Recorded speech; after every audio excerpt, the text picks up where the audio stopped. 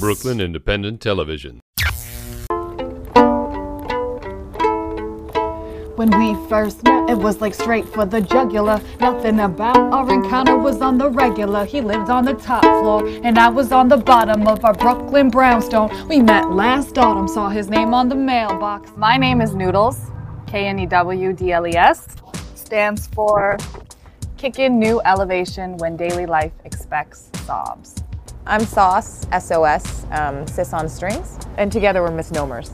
That's actually the name of our group.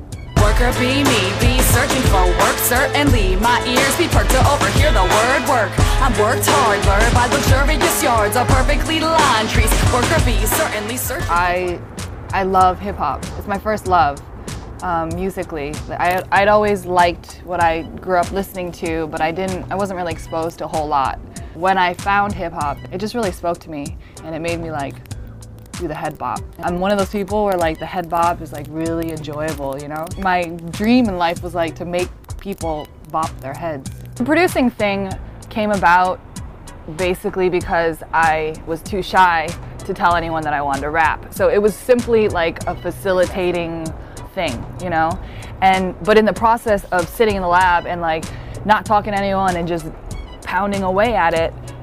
She's a really dope producer. I mean, she really knows how to talk to the artist, and she knows what she likes and what she wants to hear, but also how to bring out the best in you. That could be it, yeah. Because they don't, Totally. you know. But there was a lot of good stuff, so I was just like, you know. That sounds good. I like the I started playing violin when I was really young, probably around 6, I think. My mom had a dream when she was pregnant with me that I should play the violin. And then I played until I was about 18. At the same time, I wasn't allowed to become a violinist, like a professional violinist. So I went to college and studied English literature, and I quit violin actually for many years. And it wasn't until I was really trying to figure out what I wanted to do with my life that, you know, this desire or need to be creative came back.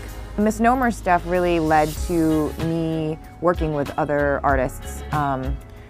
And the first sort of really big artist that I worked with was Jay-Z for the Reasonable Doubt 10-year anniversary concert. And I also worked with Kanye. I've played with him many times. And recently I've been playing with Ryan Leslie and Kid Cudi. But all those opportunities really fuel sort of the music that we make together and what I want to say and how I want to say it, and I learned so much from those other experiences into shaping, you know, our experience. In some ways, obviously being in a group with your family member is super easy. You can rehearse in your underwear and you can like talk, you know, shop really any hour of the day or whatever. And in many times, like, we'll be put in situations and, you know, someone will throw us like a curveball and we both are like looking at each other having the exact same reaction. We don't have to speak about it, you know. Whatever we do together musically, we can almost understand or hear each other better than when we actually speak to one another. So I think that's in some ways what keeps us going. Like if we're feeling good about each other, then when we actually work together, it's great. It's really smooth and easy, and she can hear everything that I'm saying through the violin. I can hear where she's coming from when she's, you know, getting up to the mic. Like, it's pretty natural. But if we're not on that level where we can really communicate with one another and are feeling good about each other, then I think we kind of don't want to hear each other. So then we end up kind of being in our own like world, and it becomes more of a clash. Not soon after we got here, we both had our phones jacked on 2 separate occasions, and they were by kids. We're either going to sort of be really scared, you know, or like we're gonna have to do something to like just really empower ourselves at least, you know, and get to know people in the neighborhood. This is our 3rd year, the Bed-Stuy Christmas tree lighting annual ceremony. But we were so fresh to Bed-Stuy when we did it the first year.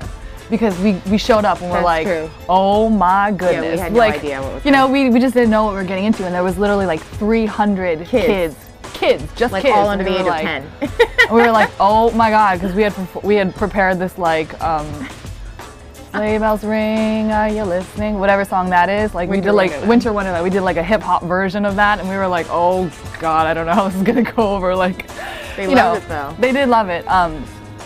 But essentially, literally, we moved here so about 3 years ago, and that really kind of set the tone for, I think, our whole experience at Bed-Stuy, because we just fell right into the community, like, right away. When we do have a breakthrough, it's major. It's major. Like, we will be on, you know. Are the setbacks. Yeah, no, so are the setbacks, it's true. But unlike, you know, friends and stuff like that, like, once we, like, actually can understand where each other's coming from, then it's like, boom, all right, we're together, we're good, you know, and we can move forward again.